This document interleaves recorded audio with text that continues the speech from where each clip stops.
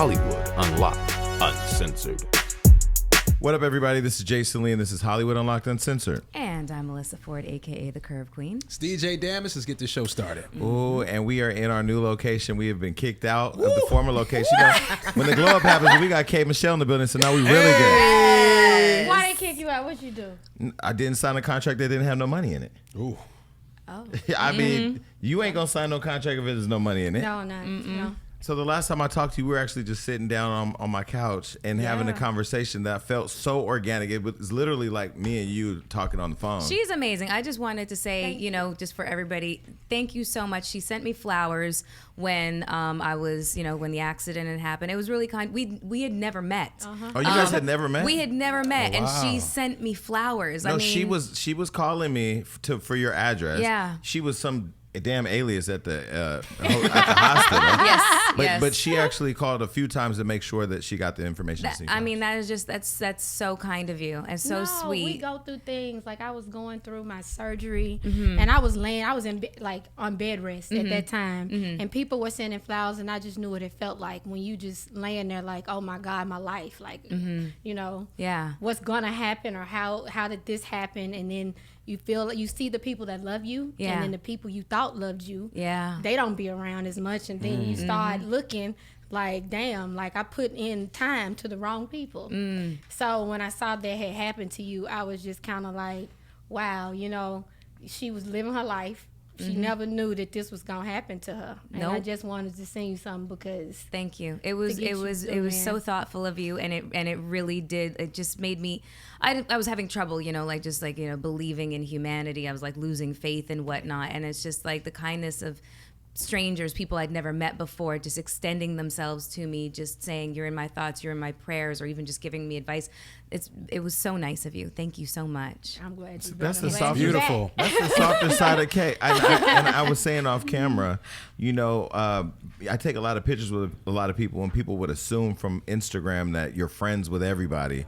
And it's rare, especially with celebrities. I don't tend to become friends with celebrities because then favors start getting asked. And don't do this, don't do that. But the thing I love about you is you really are transparent. What you see is what you get. What you feel, you put it out there. You give no fucks when it comes to living your life. Is there any fear that comes with that though? Because not everybody can handle that. Fear. Just because you do it don't mean you're not fearful while you're doing it. I just know that I just handle myself better when I know I've done what I believe in. I just handle it better. Like I can behave how you want me to behave, and it probably would be more commendable. I would be further along in my career if I behaved as they want me to, but that's just not who I am. You're very authentically you. I mean, you make for good reality TV. Thank because you.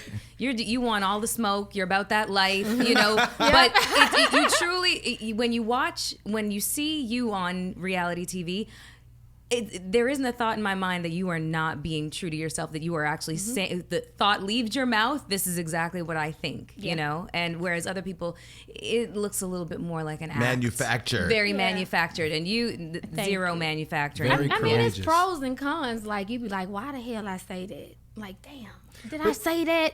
But that's what you thought. And I don't go to hurt people either. I'm not a very, going after hurting people. So if that's what I thought, I just kind of thought it and I said it. But this is, but that's why, speaking of reality TV, I told you when we talked last, I really loved you on Loving Hip Hop Atlanta, because when you were in Atlanta, I feel like they were just real organic. It was real organic conflict. It was real. Then you popped. It was real. Then you popped over here to sunny LA, where the shade is real and it's fake and it's phony, and these motherfuckers out here don't know how to keep it 100. How did you survive in that? Because it was like you knew kind of what you were getting into. Atlanta was like war. Yeah. Atlanta was like the get down. It was no playing, no oh my God, you said this. No, that was some other stuff in Atlanta, Georgia. So coming to LA and then Loving Hip Hop LA and just seeing people's moves and motives, it was very easy You know what I'm saying? Because we was dealing with some real life. We was dealing with street shit, baby mamas. We didn't know none of this stuff. Like, we didn't know this part. We didn't know each other. And we literally got together and had issues, real issues we had. And then it just went. So coming here and just kind of seeing people make up things, really go to extremes to make up things for attention, it was like, wow, this is Hollywood. All these motherfuckers acting. Yeah. Yeah, you know, but they all acting. You know when the first time I saw you was? New York. No. I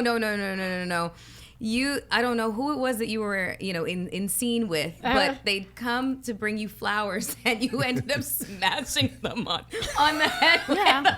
And all these roses just went everywhere. And it was the funniest thing I'd ever seen. Like, I was like, this girl is crazy. You know what, but Melissa? funny crazy. I laugh too. People be like, you should be ashamed of yourself. Oh yeah, I'm sure. I be like, we all do something behind closed doors, and you make people on reality be the scum and the bottom of the barrel. And most often, when those people, if they're not making up their story, those people are really giving you their real lives, and they're really in front of you with all of their emotions, all of their flaws, and everything. And you sitting at home judging it, doing way worse stuff ever. You ain't never got mad, want to pop a bitch with some flowers? And I've seen a couple people online that got some shit to say. Knowing they work in that McDonald's drive-thru, there's some people you want to throw fries at. So why not? Let's switch sides. No, because I know, and even with you in Hollywood, that scene with you and when you and Lyrica Anderson were going back and forth, you had that damn thing in your arm. Did you have you had an IV in your arm? Yeah, but people understand with that. I was really sick as shit. I got up out of bed and my legs gave out. So imagine being up and running on stage doing shit and then getting up one morning regularly, getting up. And then you stand up and your legs give out. And you like, what the fuck is going on? So you going through all of that, you still trying to be like friends to people. It's your album time. You're into it with your label. You fighting back about your single. You got this album coming out. You can barely fucking walk. You're fucking sick. Your vision is blurry. You being rushed to the hospital. You telling this girl through all of this, I'm gonna give you the opportunity to get on stage and take my fans. You know what I'm saying? Get up there and sing and do what you got to do and make those fans, take those fans, build, keep going. Share your platform. Yeah. And I did. And Cash, I also invited Cash Doll to perform. She was there on time before me, beautiful as fuck, ready to go. I love Cash Doll. When I got there, Lyrica was the one opening. She wasn't even there when I got there. And my hairdresser was there. She told her to go find her a bathroom. She was kind of being diva. So when I talked to her, in that, I said, Lyrica, I'm having a full conversation. I don't show you everything. I'm like, don't make the mistakes I made. I don't burn the bridges that I did. You know what I'm saying? Pick your battle so that you can move forward. Well, I was like, you're very spoiled. And this business doesn't care that your mama saying that you was in a group of 50 people, right? That's not what the industry cares about. It's now, even for me, bitch. It's time for me to put out some music, bitch. Cause you around here saying can't raise a man. That man should have been grown. I was just at Atlantic Records not too long ago, and you were on Atlantic. Yeah. And I remember the last time we talked, and we've talked privately about you doing country music, and I'm like, we need a K Michelle country music album. And then you went to Nashville and told the people all these white people can't sing better than this black girl. Let me tell y'all, this is a perfect setting.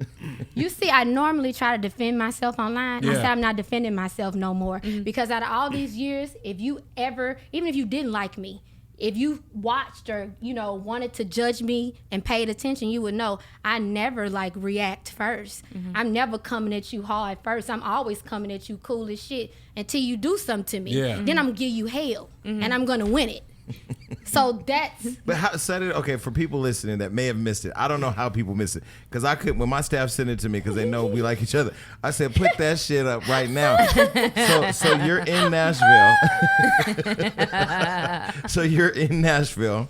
Take it. I'm assuming there's all white people there. Yes. And you can sing your ass off. Yes. And you looked very comfortable. It's not like you were there to. Were you there to perform? I went there to do what I needed to do. Whatever needed to be done. So tell people what happened. You were there and what happened. So I'm at this bar. A lot is going on. Nashville is very uptight right now because of the Lil Nas record. Mm-hmm. It's a black guy. They're not feeling that. Oh, no. They put up a sign and everything Congratulating Billy Ray Cyrus. I did see that. Yeah. And they know, and he had to go with his sign and say, thank you, Lil Nas, for this. Mm-hmm. They are very irritated. Mm-hmm. Just even from the thing of how they treated, even how they treated Beyonce performing. Mm-hmm. You know what I'm saying? How they treated her. Mm-hmm. And Nashville has always been known to keep their music their music.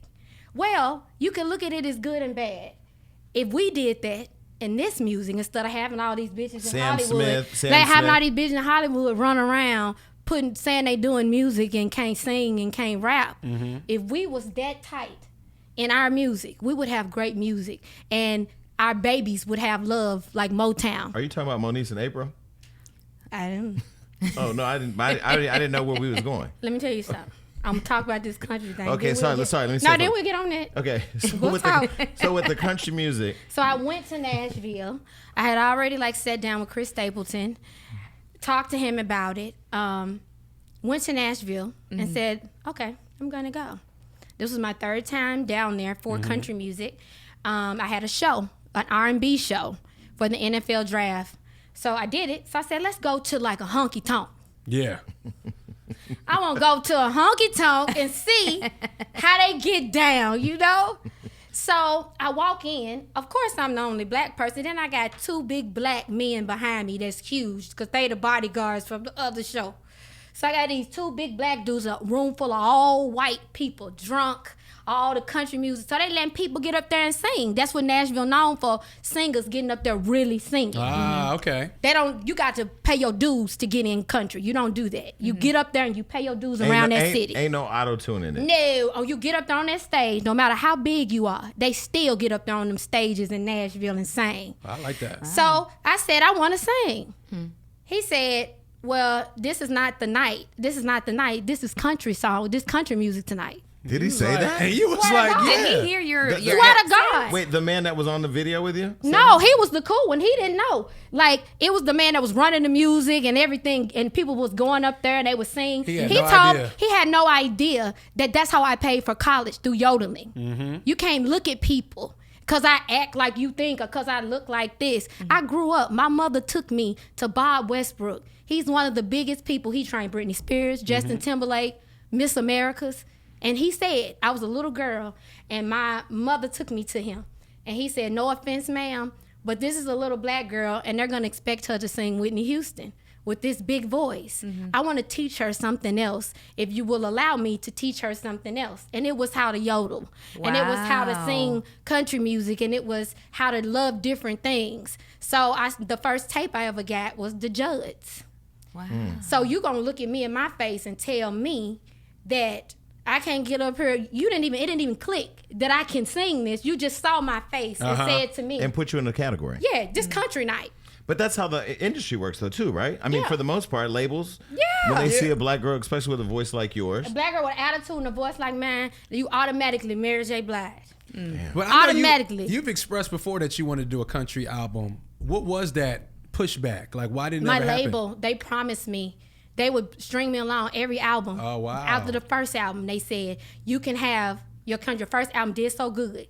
Let's get this out. Then we'll give it. I kept announcing it. To my fans. I was told. And once you put it out there to your fans, what the labels don't understand is that now your fans are on you every day asking you where's the damn album. Yeah, hello, Rihanna. Shout out to Rihanna. God. I want that Rihanna album. So I want it. I love. So the label. It's the label. So they told me, they kept saying, you can put this out when you do this, when you do that, da-da-da-da-da. So finally, that last album, that very last, I said, okay, I'm down to really my last album's over here. We got 2. And I ain't did nothing. I never picked one of my singles. My whole career, I've never picked what I sang. Ever. Wow. Never what you guys got to see first. That's crazy. Ever. And the time I did, it was the biggest fight. The biggest fight I think I have ever seen. If I went into the politics of what happened and all of that. They put Chris Brown in it. It was just a lot that to get the money that they needed. They put artists in a lane, and you have a quota that you need to make. It's a specific executive he has on his wall. He doesn't give a fuck. If you walk in his office, he has career artists and single artists. I was just happy I was on the career artist. Yes. And then ask me, what do you think about this person? Well, I think this whatever. You know what I'm saying? I sat at a table like this. I hit a song. I hit play. It was a beautiful record. It was a country record. I was told in my face, and I respect them, cause I like people give me the real. She looked at me. I was told, if this was Taylor Swift record, that it would be a huge record.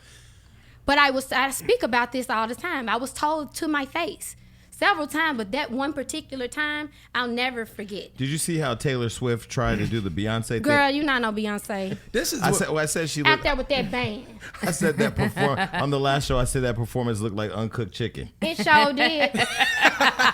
But raw meat, but it's crazy. No seasoning on there. You got all them people up there in them pink suits banging on them drums Jason. like that, off beat.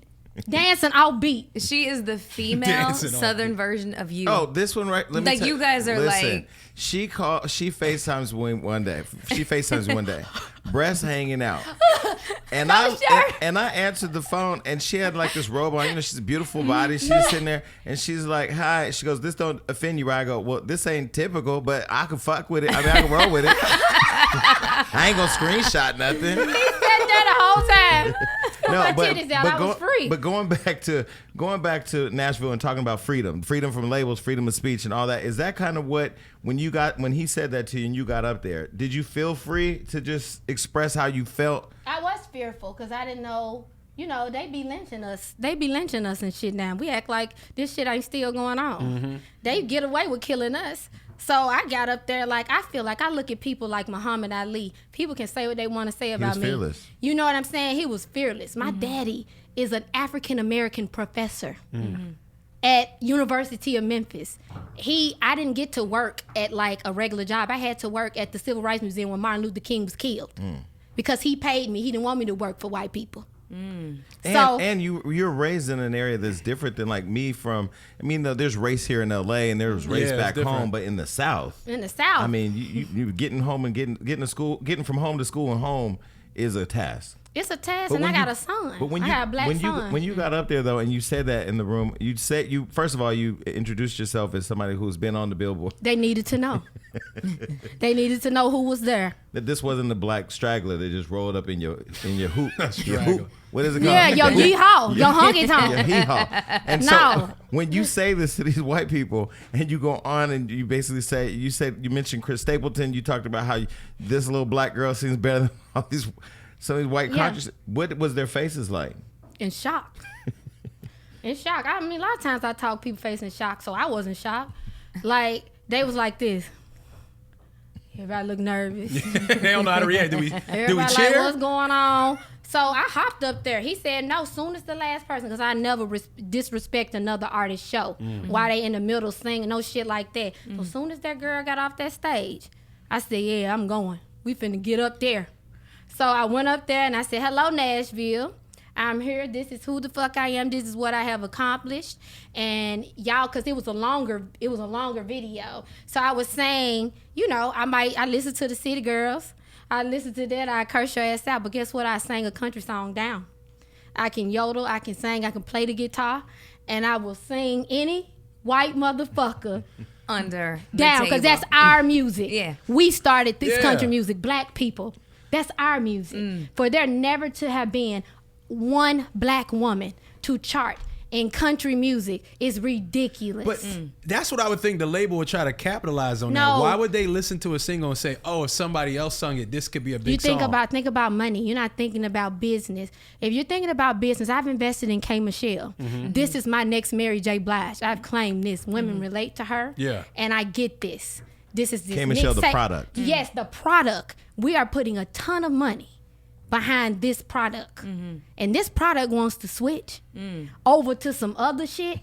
and go away from the money of that her quota is making us in R&B, we got our R&B girl. Well, labels are very formulaic. It's only money. They always but have been. We talked about this. Jason, you spoke on this too. If Sam Smith or somebody else sings an R&B song, but that's now a pop song. That's Blue-Eyed Soul. Well, listen, what they said was people don't care about R&B music unless white people are singing it. That's where I get confused because I can listen to a K. Michelle song, and if Ariana Grande sung it, now it's a pop hit. Oh, but let me say, the confusion for me, she brought it up earlier, where people didn't really, because see, people get so enamored by Beyonce that they don't take a look back and kind of look around. When she went on stage with the Dixie Chicks, don't forget the Dixie Chicks are were in trouble. Don't forget they were parked years ago when they got into it with Bush. And spoke up, and they still do them and like so that. Beyonce put them on their song, and her song, and performed it. First of all, she looked great. They looked great. They had a beautiful arrangement. I would have thought it was an opportunity to embrace this, but the test on people's faces was like, "Bitch, you don't belong at this award show." This is what happened with that. You had half and half. You had half people. Well, yeah, you had half people who were just outright racist. Yeah. You had half of Nashville that were outright racist. Even when she put out Becky with the good hair and she had her concert, they were trying to stop the concert in Nashville. Wow. Right? So then, she got up there, and then it's like, okay, so you have 50% was racist, the other 50%, they just are in their music. Country music is a distinct sound. The Little Nas record, I want him to make, he's a black person and it should make it, but that's not a country record. That's not if you're going on what a country music is from sounds way back and how it is for them, that's not a country record. But he got attacked too by Dave East, who was attacking him for saying that ain't hip hop, and then he that's went back, a pop record. And then he went back and forth saying, "Nigga, I got a #1 song. It don't matter what it is." That's a pop record. It's a pop record. Country, because you do a twang or maybe say things like a tractor and a horse. Yeah. That you haven't studied. You didn't study that genre of music. That's what we think they sing about. But I'm telling y'all in here who listen to everything, Melissa, what you going through? Baby, I'm gonna send you a text. If you listen to certain country music, because we don't get R&B music no more, it's gonna heal it will take you up out of here. Tell me who are some of your greatest country influences. I love Alison Krauss. She's deep country. I know who she is. She bluegrass. She takes it there. So that's the type of album I would have to do, proving myself in country. I can't do country pop. Yeah. I have to show them I know what the fuck I'm doing. And I know. Country pop would be considered like Carrie Underwood. It would be Carrie. Well, Carrie Underwood's going even back country more. Yes, her first album was. Yeah, she is. Had you have her first album? I did. Yeah. That album was amazing. Yeah. It was so R&B. Well, me and K. Michelle both love Kane Brown for different reasons. I told her, when you do that country album, if you get a duet with him, bitch, I'm coming to that. They gave him the worst time for being. They didn't know he was black, and then when they found out that he had black. And him, that's who that's who Chris Stapleton talked to me about when we were talking about the state. Chris is amazing. We sat there, him and Chris Stapleton and Chris Pratt, we all sat around, talked about the state of music. And he told me, baby girl, they're not gonna give it to you because they didn't give it to him. Even Chris Stapleton he was like a castaway. They said he was too blues. He had too much urban in him. Wow. Damn. So And what this do Chris they want? straight, and they guess what the white women in Nashville are fighting. About? They're not even signing girls. It's white men. That is a white man genre. So white women are in Nashville on their own movement, trying to get in. So it's the hockey of music, huh? It's the hockey. It's all the money. It's no age on that. It's no age on country. No, they buy everybody's album. They sell out. They tour quietly for years. Darius Rucker tours. He always got a show. Hootie and the Blowfish. Well, I'm looking forward to you changing that, and I love that you've stood your ground and fought for what you believe in. I ain't fuck them people up in there, man. And you know what the whole? I'm gonna tell you what the reparation is gonna be is when you have that #1 album, that #1 country album, or you have a collaboration that crosses genres that makes. I'm gonna everybody get that. I'm respect working on it now. It's a certain person that I've kind of been hounding them down. I'm doing good. I'm okay with like fighting. Yeah. For a feature of someone that I admire or someone that I think is musically gifted, you know? So you're here in Hollywood. Let's go back to shady Hollywood. Because no, but let me tell you one good thing that came from the Nashville thing. P from QC hit me about what he saw. He was like, you know, that was so dope of you for taking up for yourself. He was like, for your next album, City Girl record on me. I said, hey. Listen, what you need to do is a straight country album and have a feature from City Girls. Yes, actually, I don't even think they. I don't even know. But I would do some shit like that, straight country, slip in that, and just to show them that my culture is in this. Period. Yeah. So back to Shady Hollywood. Okay. You're here in Hollywood. You know, April Jones used to be the co-host of this show. She kept Melissa's seat warm for her while she was out. And I kind of missed those. From what I was a little bored at first. I'm sorry. When you was gone, it was a little boring. Oh. You know, when you were gone, K. Michelle privately told me, she was just like, since, you know, Melissa's not been there, you haven't really brought on the guests that you want. And like, this shit was popping. And honestly, for me, I didn't want to waste the interviews. I didn't want to waste the interviews. Well, April wasn't doing anything. She was showing up. Yeah, she's a pretty girl. So this business, people think if you're pretty, you can walk on water. Hollywood would tell a motherfucker just because they have a six-pack that they could be a singer or a radio person or anything just because they're pretty or... Damage, no singles, no rapping, no singing. Not me. He the only one with the six-pack. I'm a DJ, bruh. Yeah, but Born it's and like raised. Hollywood makes you think if you're pretty, you can do anything. And people who worked hard in things for years... Well, I think besides the show being flat, I mean, being fully transparent, because the audience has been asking me. I went live yesterday on YouTube, and they're like, "You spill the tea, but you need to spill your own." And I was thinking about Wendy Williams and her husband, and her coming on her show and saying, "I'll tell you everything about everybody else, but won't tell you mine." My challenge wasn't just that she didn't have a perspective really when it came to representing the voice of women. But I think that, like, we had interviewed an African who was basically darker than Damage and now is lighter than me, and you didn't say one word.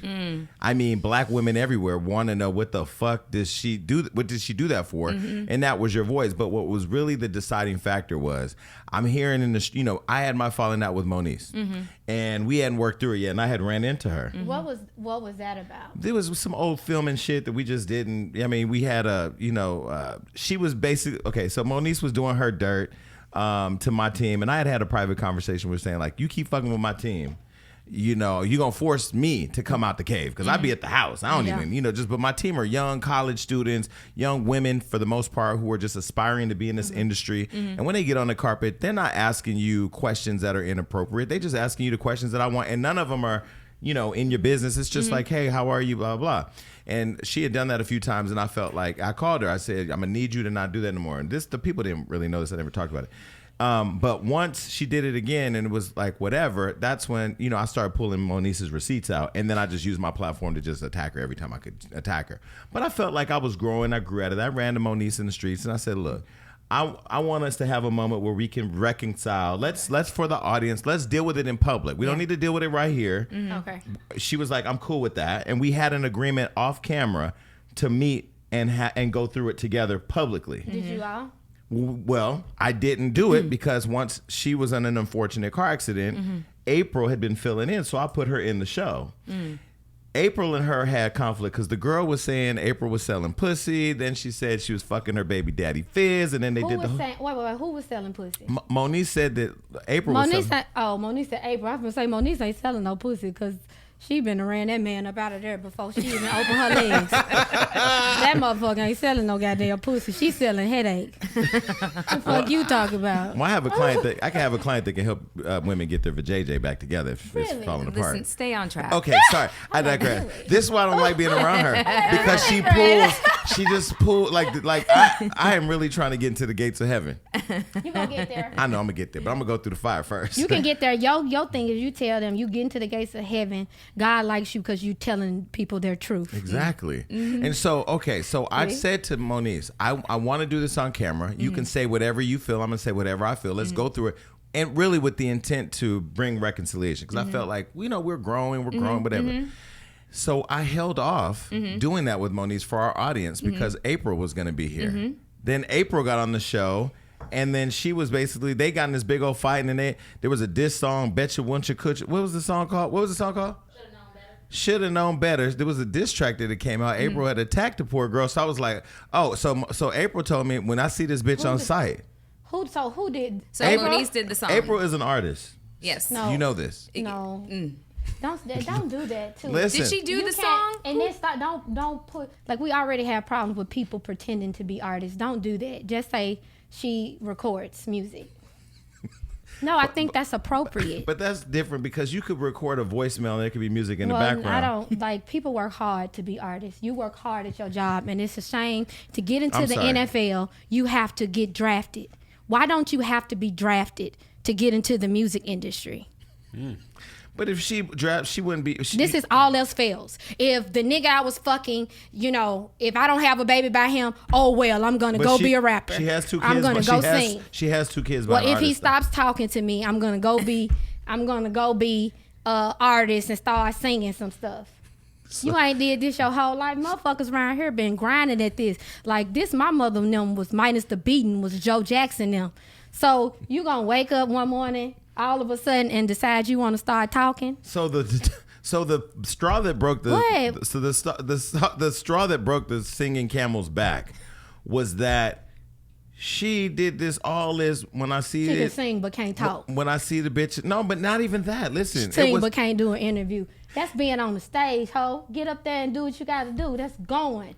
Like, No, you but- represent women. She gone. You represent women. So you need to get up there and be the face of every woman, from the hood to the corporate America. Every woman that look at you and up in here on this show, every woman needs to be able to look and see a piece of them somewhere in them. well, because they're watching it like a movie, and when I start saying Well, I watched it like it when was a sleeping pill. But when I say you know what? And I fell asleep I at the did. wheel sometimes because I felt like when I'm saying my craziness, there has to be humor and all that, but there has to be the voice of reason. You are the voice of I'm the reason. voice of reason, There was yes. no voice, and I think that what happened was the shoulda, coulda, woulda, or the whatever the diss track was, and the holding off of Moniece for them to figure out, because she told me she gonna whip her ass on site, and then I had called Moniece to say, gotta do this interview later because But this is April's here. Hollywood. They not finna Wait. do But nothing. Moniece said when I see her, it's on site. But trade therapist. But then I heard that they had made up, and I was like, I can't. You did it off camera. You didn't give it to our audience. You really ain't trying to be the best. I'm trying to be the fucking best at this shit. I want to put Charlamagne and Ebro not in the unemployment line, but I want them to be behind me. She wasn't there for that. She wasn't. That's not a passion. Like, this is her passion and what she does. You can't just like fill people in. It's your brand. Like, you've grown it. And a lot of people pay attention. So you let her fill in. And I feel like you did what Hollywood did. You let her fill in because she was pretty. Then she had all the drama going on. You sitting up in here with the drama up in your room, on your bedroom, and you ain't even talking to the girl. She got all the drama. The only thing she brought was the millennial to a drama. But you can only talk about Omari on so many episodes. Then Hollywood Unlocked got listed in her legal paperwork with Omarion. I'm Jeez listed. Louise. It was too much behind the scenes, so the fans don't really understand. But they're so happy that you're back because they get perspective. And now you got it. So there you go. Yeah. And now her and Moniece, they gonna do a double album tour and show up at the BET Awards hand in hand to sing their performance. They do. I don't know what's going on. Well, Changing Faces did it. Remember them? I really liked them. Who was I that? had their album. Oh my God. Oh, They were should have not- had them once, but I No, got that's 'em. Smoking Steph. Oh. Changing Faces. Do you body vibe stroke Took you up, don't mind. I remember that. Yeah, they was two pretty That was girls. ice cream truck money. They was two I mean, pretty something. girls. No, I don't know. Who knows? Like, I'm never one. I'm not gonna knock nobody's. Would you give them a feature? Never. But I'm never. No, I just take my stuff. I don't want to take my voice. Something I worked. This all. Yeah. This what I had. This what God gave me. I really worked hard at Would it. you let Moniece and April open up for you? Never. Would you let them carry your bags on tour? No, I wouldn't even do that because they'll be fighting. I wouldn't even get my bags for tour. Oh my God. I'm not gonna do that. Like, I want them to do well. They can do what they need to do. Especially Moniece, I want to do well. It's just like the focus. It'd be very difficult. I didn't even. But Monique, listen, it'd be very difficult to have to try to have a friendship or to deal with someone when, one, they be lying to you all the time, and then two, it's like you say you want to be a singer. I've struggled my whole life to sing, to take care of my family. and you're sitting here. And to be taken seriously. Yeah, as to an be artist. taken seriously. And you want me to hold the phone? Well, I got shit, restaurants and everything I could be doing. I'm supposed to hold the phone and console you about your music. You don't even hold yourself about your music. And I'm supposed to do this and baby you about something that you won't even show up to the studio about. Or I'm supposed to do something where you get on the stage and you say, it was 2:00. You can't perform because your voice and you and your band was tired at 2:00 in the morning when you got Beyonce falling down metal steps and getting right back up and popping the fuck back up, and we sit up here like it been like I got on the stage in a wheelchair last year, bitch. I done got on the motherfucking stage in a motherfucking wheelchair, ho. And you gonna call me talking to me some shit about you can't motherfucking get on stage because your opening acts took too long in the first place. Opening what? I mean, you gotta open up the. You gotta open up the foolishness, goddammit. And you gonna talk? You think I'm supposed to listen to you? You be lying to me about some whole other shit. Wait, when I tried to be your friend, I'm mad. Wait. Can I say something to the fans that they don't know behind the scenes again? The way you looked out for Melissa and didn't even know her. Yes. You really were. This one before I had fully, because me and Monique still have not made up, but we've agreed to go through the process of trying to. Help that but you were helping her behind the scenes, and you were a friend, and you were even using your relationship with people like me to figure out how to find cool with her. And the thing is, like, and it's fine, and I'm gonna support, because if I say I got your back, I got it. But you can't. What you can't do is somebody comes to you. I came to her and I said, I'm trying to do this friendship thing right, because I always pick the wrong people. It was a real conversation. I said, you don't never gotta lie to me. I never judge you. I done fucked up shit. I been fucked up. You ain't never gotta lie to me. You can always just tell me the truth. Yeah. So if somebody comes to you and calls you out of the blue while you're in your home with your child, minding your business, and say, I need to talk to you, and then you tell me your granddaddy died, came back to life, your granddaddy died again, and came back to life. This man died 4 motherfucking times. In real life? No, I'm not lying. I don't be lying. You told me this man, you called me and said, my daddy died. My granddaddy died. Then you said he came back to life. Then you said my granddaddy died again. She's like, he just won't die. And then he came back. I'm from motherfucking Memphis, Tennessee, bitch. This Hollywood ass psycho shit you motherfuckers on. I'm crazy, not psycho. Not dumb. Yeah. And now you done said the hell? girl done sold her pussy and slept with your baby daddy, but now y'all gonna go on tour together. Oh, you talking about? Damn. Yeah. Like, and that's Okay, no, wait. Are they really on tour Wait, together? I I've thought been you was psycho. making She that can't up. even find my baby daddy. From what I hear in the streets, because you know Hollywood Unlocked be plugged in. I heard they doing an album and trying to do a tour together. Well, if it's good, it's good. Just don't disrespect But both the their music. baby daddies is on tour together. Okay, The well- B25 group is on tour, and April's friends with Fizz. They have a really good close friendship, extremely close. And she has kids by Amara. But anyway, I digress. So B2K is on tour. These are people. Let me just ask in the news. Do you think that tour is gonna last? Because But them people artists. what does that mean? They No, was they are trained. They was trained. That's one Regardless thing- of what you want to say about B2K now, think about it, y'all. Like these people worked. These were little boys. They was like the Jacksons. They worked them. They worked for. They deserved this tour. They worked No, for I that. agree. But Raspy's known to pop off. He might just in the middle of a set be But like, is "Fuck he it." popping off? Is he popping off, or is he dealing with Telling the truth. telling the truth, and how people motherfucking make you crazy when you tell the truth? Is that what he's dealing with? Because I went through abuse, and I was called crazy and everything, knowing what the fuck happened to me, and then later I was told, oh, we believe you now. It's too late. The damage is done. But because mid-tour he had said something about Chris Strokes, and then all of a sudden, Stop it. What? You said Chris Strokes. That's Oh, your I mean, name. sorry. I meant. But you did say Chris Strokes. Did I? Yes, You you know what did. you No, said. because we've been talking about the passing of John Singleton and all of the illnesses that people were going through. I just messed up a word. Oh, okay.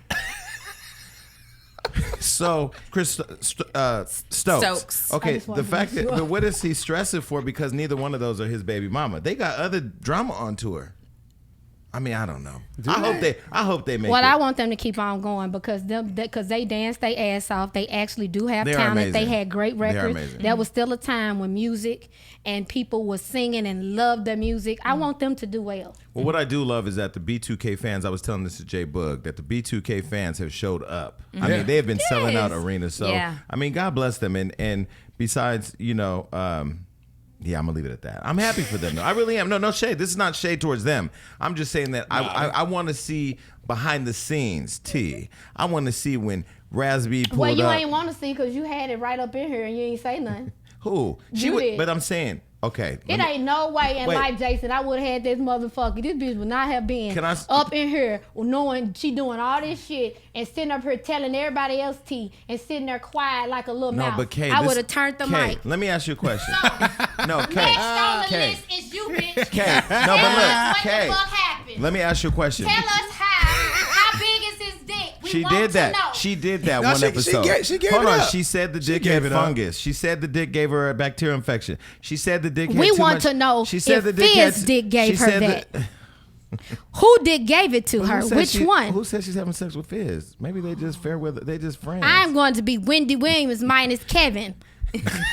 Like, Wait, but let me say. Minus the Let Kevin. me ask you a question.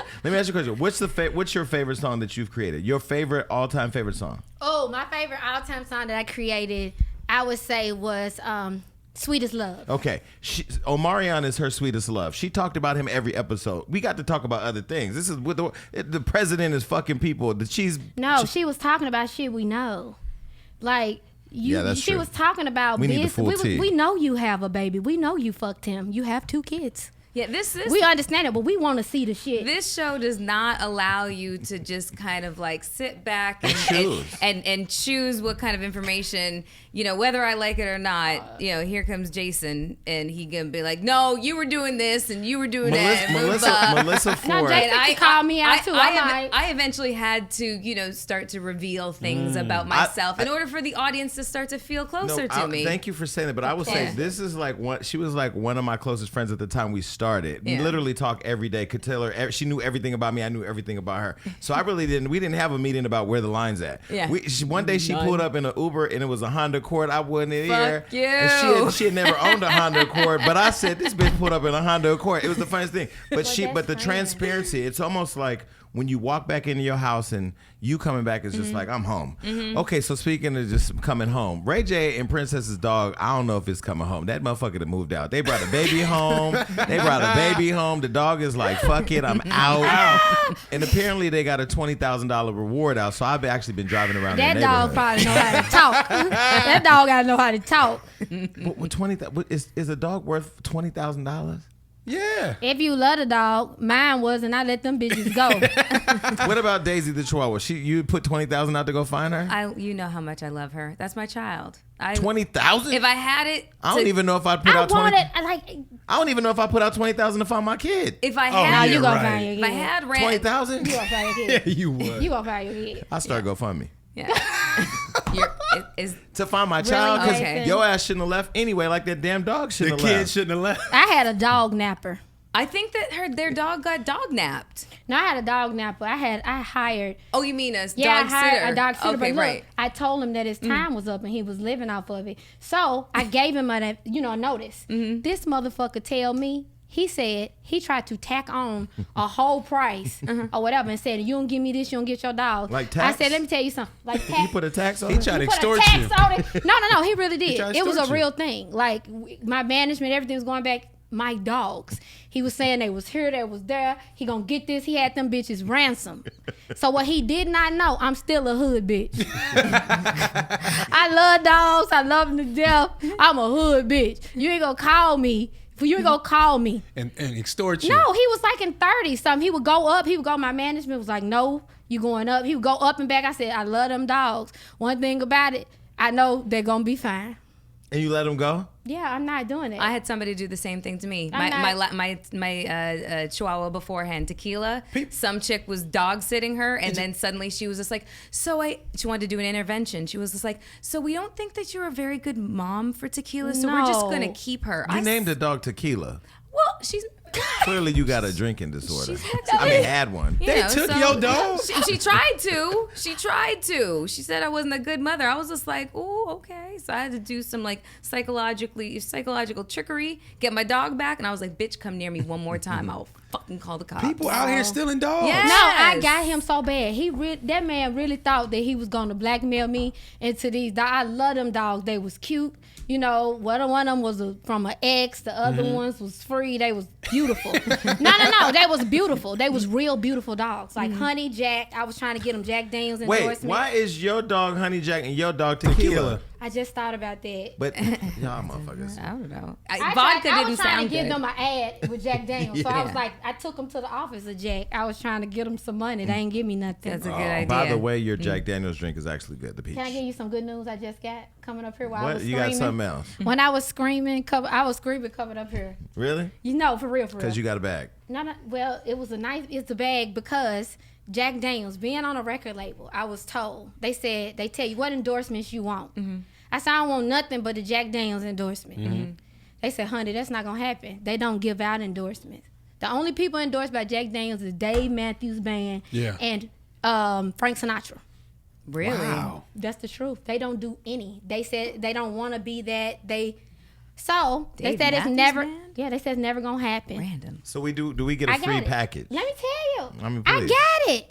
I got it. I'm gonna see y'all. So I'm thinking, you know, I had all this stuff going on in Nashville. I'm like, oh my God. Because people don't know. It's not an endorsement for me. I get paid off of every case sold. I mean, wait. Every case. When you see a case in the grocery store, I'm in 14,000 stores. Well, Khalees told me that Nas beat her and he's still an ambassador for Hennessy. No.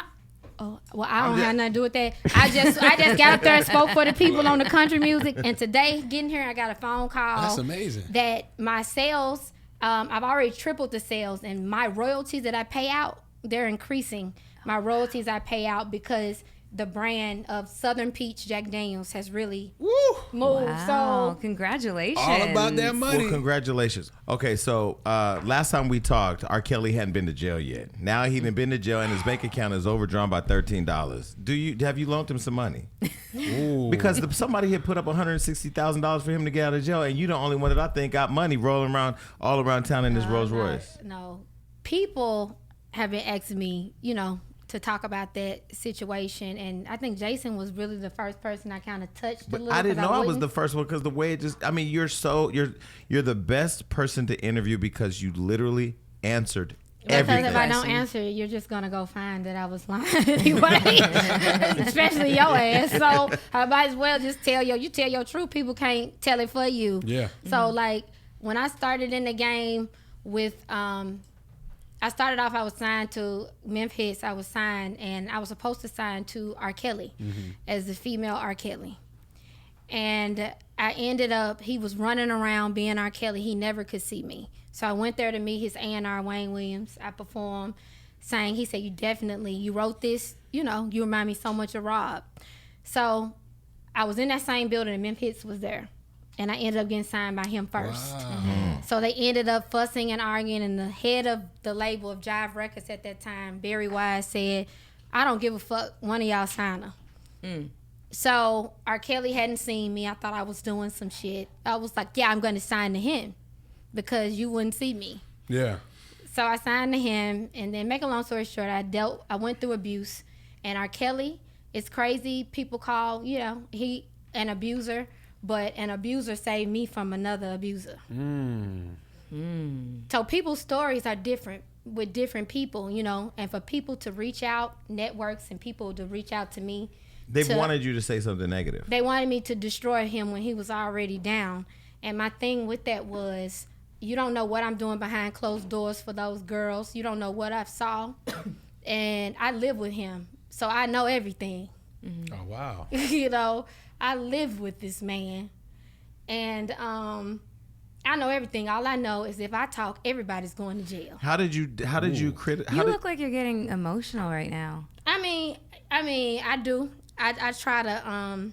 That's something for me that, you know, it's like a catch-22. You damn it, you do. You damn it, you don't.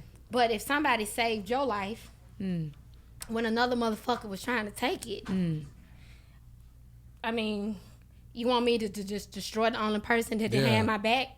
Like, for real. In this business, the only person that had my back was him. So you want me to, you've already got him.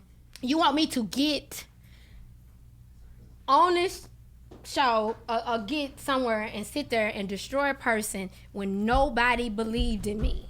And when I got my ass beat, that man called the record label and said, she's getting beat up. This girl is really gifted. That was the only person to fought for my country music. Nobody else fought for that. He called the record label and said, this girl touches women. I know she loved Mary J. Blige and y'all love, but this is not Mary. This is something different. That's your gimmick. She look and act like this, but sound like that. And I will always remember, you know what I'm saying? I don't have to agree with everything a person does. And me being a victim of abuse, you know, people feel like I should step in and be the face. Well, I was trying to be the face for you bitches. I was trying to be the motherfucker that had y'all back, and y'all call me a liar. And you can say you know it's true now, but you still put that on me. So I'm always fighting for my life. So that man was the first person to make me comfortable. That was the first man to tell me how great I was as an artist. Nobody told me that. I was a black girl at a time of pop. That man said, she's really gifted. She's misunderstood and really gifted. So regardless of his demons that he fight, I ain't got no heaven or hell to put him in. So I'm not going to sit up here and judge that man for anything. But what I will say is I have reached out to those families about the situation and said what I needed to say. Because you know what I seen? I seen mothers in the kitchen cooking.